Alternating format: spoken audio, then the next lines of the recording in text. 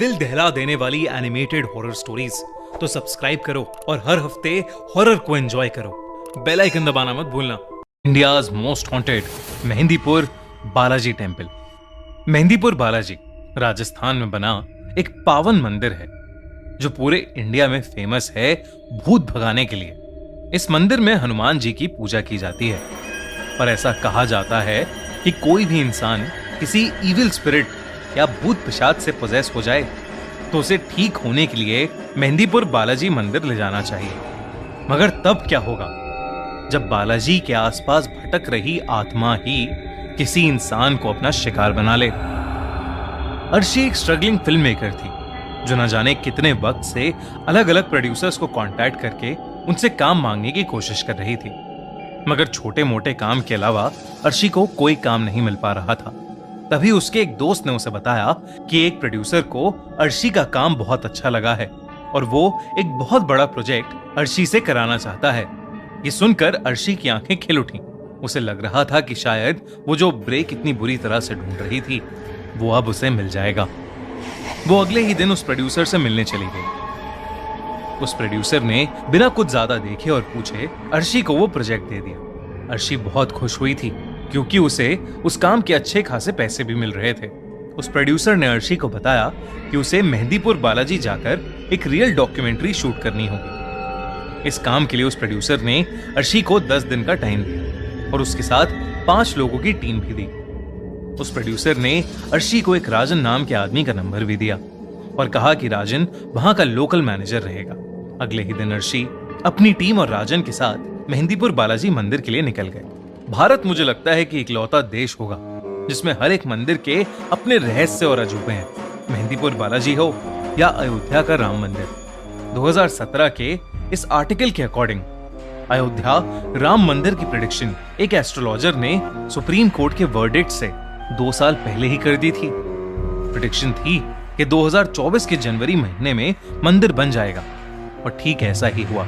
इसके बाद मुझे भी क्यूरियोसिटी हुई कि मैं अपने बारे में कुछ जानूं, तो मैंने एक दिन ऐसे ही एक ऐप एस्ट्रोटॉक डाउनलोड कर लिया और फिर एक बहुत ही माइंड ब्लोइंग चीज हुई। वहां मैं एक एस्ट्रोलॉजर पल्लवी जी से बात कर रहा था। इससे पहले कि मैं कुछ पूछता उन्होंने तुरंत ही मेरा डेट ऑफ बर्थ और टाइम पूछा।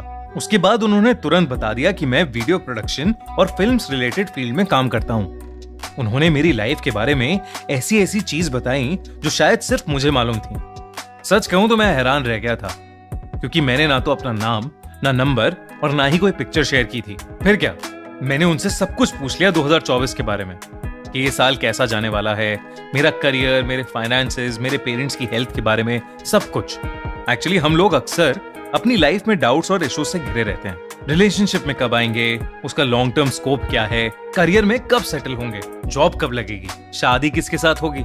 अगर आप भी इन सभी सवालों के जवाब में फंसे हो तो एक काम करता हूँ, मैं एस्ट्रोटॉक ऐप का डाउनलोड लिंक डिस्क्रिप्शन और पिन कमेंट में डाल देता हूँ, वहां से डाउनलोड कर लेना। पहली चैट भी फ्री मिल जाएगी इस लिंक से। अब कहानी आगे कंटिन्यू करते हैं। अर्शी मेहंदीपुर बालाजी मंदिर पहुंच गई थी, लेकिन मंदिर पहुंचते ही अर्शी को एक अलग ही सेंसेशन फील होने लगी। वो एक्साइटेड तो थी मगर उसके साथ साथ उसे एक अजीब सी बेचैनी फील हो रही थी।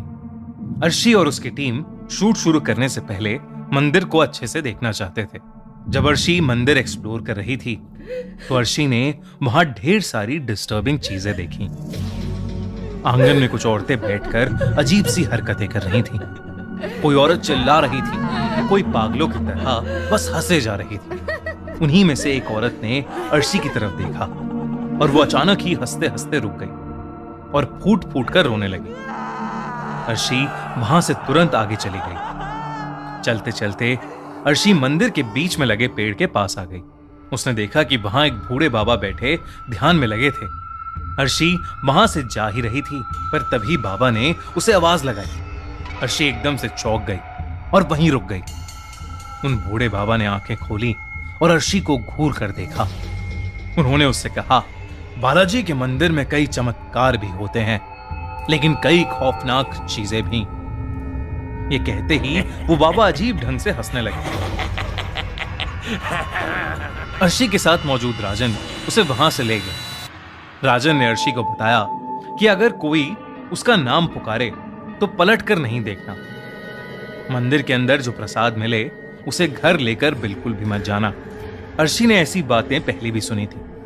उसकी माँ उसे बताया करती थी कि बालाजी मंदिर में भगवान की बहुत ही ताकतवर शक्ति है जो लोगों को शैतानी काली शक्तियों से बचाती है। लेकिन अगर किसी इंसान ने बालाजी मंदिर के नियम तोड़े तो वो काली शक्तियां उस इंसान को हमेशा हमेशा के लिए जकड़ लेती हैं।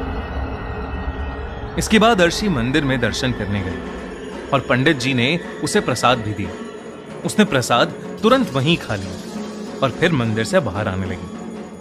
उसके आसपास भीड़ थोड़ी ज्यादा थी, इसलिए पूरा ध्यान मंदिर से निकलने पर था जब अचानक अर्शी को किसी ने पीछे से पुकारा। राजन की बताई बात अर्शी के दिमाग से निकल गई और उसने पलटकर पीछे देख लिया। वहां कोई भी नहीं था। अर्शी मंदिर से बाहर तो आ गई थी, मगर अब उसका माथा बहुत तेज दर्द से फटने लगा था। तभी अचानक उसका फोन बजा और वो एकदम से हड़बड़ा गई। अर्शी का फोन उसके हाथ से छूटकर नीचे गिर गया और टूट गया। वो अपने फोन के टुकड़े उठा ही रही थी कि तभी उसकी टीम का एक मेंबर आया और उसे बुलाकर अपने साथ ले गया।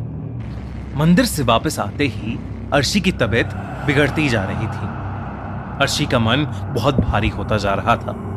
उसे ऐसा लग रहा था कि जैसे उसे ठीक से सांस नहीं आ रही हो, और इसलिए अपने होटल पहुंचते ही अर्शी रूम में जाकर दवाई लेकर सीधा सो गई। सोते सोते अचानक ही अर्शी को एक सपना आया जिसमें एक काला साया अर्शी का गला दबा रहा था। अर्शी को ऐसा लगने लगा जैसे उसका दम घुट रहा हो। अचानक अर्शी की नींद खुल गई। वो पसीने में लथपथ हांफते हुए उठी और बाथरूम में जाकर अपने मुंह पर छींटे मारने लगी। जब वो बाथरूम से बाहर आई तो उसके दिल की धड़कन एक बार को रुक सी गई, क्योंकि उसने देखा कि उसका शरीर तो बिस्तर पर लेटा सो रहा था। उसे कुछ समझ नहीं आया कि आखिर उसके साथ ये क्या हो रहा था। वो बार बार अपने शरीर को छूने की कोशिश कर रही थी, मगर किसी हवा के झोंके की तरह उसका हाथ शरीर से आर पार हो रहा था। अचानक ही उसे एक अजीब सी आवाज आने लगी, किसी के बहुत तेज सांस लेने की आवाज। अर्शी ने मुड़कर देखा तो उसके बाथरूम की लाइट्स फ्लिकर हो रही थी। वो बाथरूम की तरफ गई तो वहां कोई भी नहीं था, मगर वो जैसे ही मुड़ी उसने देखा कि उसका शरीर अब बिस्तर पर बैठा हुआ था। उसके बालों ने उसके चेहरे को कवर किया हुआ था और वो तेज सांसें लेने की आवाज अर्शी के शरीर से ही आ रही थी। वो जैसे ही अपने शरीर के पास गई, अचानक से उसके शरीर ने अपना सर उठाया और अर्शी का दिल बुरी तरह दहल उठा। अर्शी का चेहरा किसी चुड़ैल जैसा लग रहा था, और तो और उसके चेहरे पर नाक या होठ नहीं थे, सिर्फ 2 लाल आंखें थीं। ये देखकर अर्शी बहुत जोर से चिल्लाई और उसने अपनी आंखें बंद कर लीं। जब उसकी आंखें खुली तो वो अपने बेड पर ही थी। उसे रियलाइज हुआ कि वो तो बस एक सपना देख रही थी, मगर वो सपना बिल्कुल असली जैसा था। अगले दिन से अर्शी और उसकी टीम ने मेहंदीपुर बालाजी के मंदिर के आसपास शूटिंग शुरू कर दी। उन्होंने फिर से वहां कई सारे पोजेस्ड लोगों को देखा और उनका एग्जॉर्सिज्म होते हुए भी देखा। 4 दिन तक उन्होंने यही सारी शूटिंग की और बड़े बड़े पुजारियों का इंटरव्यू लिया। अर्शी वैसे तो अपने काम में खूब मन लगा रही थी, मगर उसकी तबीयत 4 दिन से काफी खराब हो रही थी और उसके पूरे शरीर पर रैशेस भी हो गए थे। जब अर्शी मंदिर के सबसे बड़े पुजारी का इंटरव्यू लेने पहुंची तो उन्होंने उसे कमरे के अंदर आने से मना कर दिया और उन्होंने हड़बड़ी में मंदिर के स्टाफ से अर्शी को एक रूम में बंद करने को कह दिया। उस पुजारी ने बताया कि अर्शी पर किसी बहुत बुरी आत्मा का साया पड़ गया था और उसके शरीर के रैशेस कोई बीमारी नहीं, बल्कि धीरे धीरे उसके शरीर पर उस काली आत्मा के बढ़ते हुए कब्जे के निशान थे। अचानक ही कमरे में अकेली बंद अर्शी को दौरे पड़ने लगे। उसकी आंखें एकदम लाल हो गईं और उसके शरीर के निशान अब पूरी तरह उसकी बॉडी पर फैल गए थे। अर्शी बेहद डरावनी लगने लगी थी। वो बार बार दरवाजे पर अपना सर मारकर दरवाजा पीटने लगी और अचानक से वो एक आदमी जैसी भारी आवाज निकालने लगी। वो उसी शैतानी आवाज में पुजारी को गाली देने लगी। पुजारी अपने साथ कुछ और पंडितों को लेकर उस कमरे में गए और अर्शी का एग्जॉर्सिज्म यानी झाड़ फूक करने लगे। ये पूरा प्रोसेस अर्शी की टीम रिकॉर्ड कर रही थी। अर्शी पूरी तरह पोजेस हो गई थी। वो बार बार अपना सर जमीन पर पटक रही थी। अचानक ही अर्शी बिल्कुल कंट्रोल से बाहर हो गई।